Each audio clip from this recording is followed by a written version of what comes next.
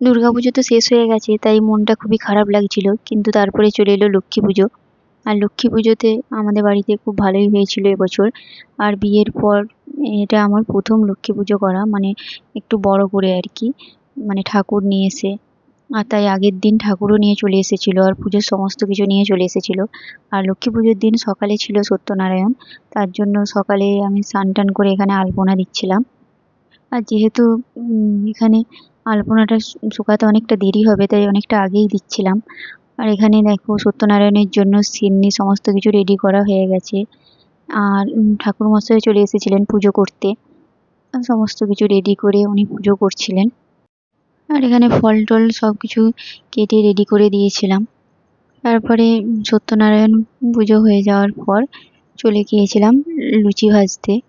আর লুচি ভাজা হয়ে গেল, তারপরে দেখো সবাইকে প্রসাদ দেওয়ার জন্য ফল সিন্নি প্লেটে রেখেছিলাম, যেহেতু সবাইকে পাশাপাশি বাড়িতেও দিতে হবে। আর এটা হচ্ছে আমাদের লক্ষ্মী প্রতিমা, খুব মিষ্টি মুখটা, তাই বারবার ভিডিও করছিলাম। আর সন্ধেবেলা লক্ষ্মী পুজোর জন্য নাড়ু বানানো হচ্ছিল, নারকেলের নাড়ু।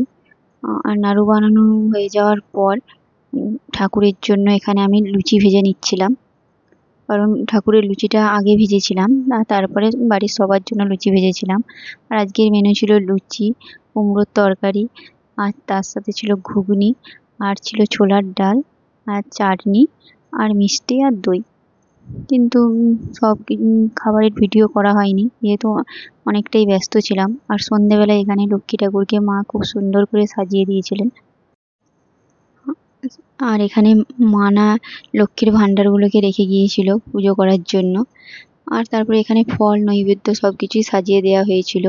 যদিও ঠাকুরমশাই আসতে অনেক দেরি ছিল, আগের থেকেই সমস্ত কিছু আমরা আস্তে আস্তে রেডি করে রাখছিলাম।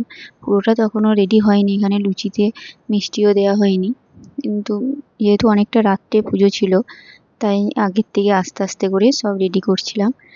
আর তারপরে ঠাকুরমশাই চলে এসেছিলেন, কিন্তু ঠাকুরমশাই এসেছিলেন রাত 1:30টার সময়। পুজো শেষ হতে হতে রাত 3টে সাড়ে 3টে বেজে গিয়েছিল। তো আজকের ভিডিওটা কেমন লাগলো জানিও।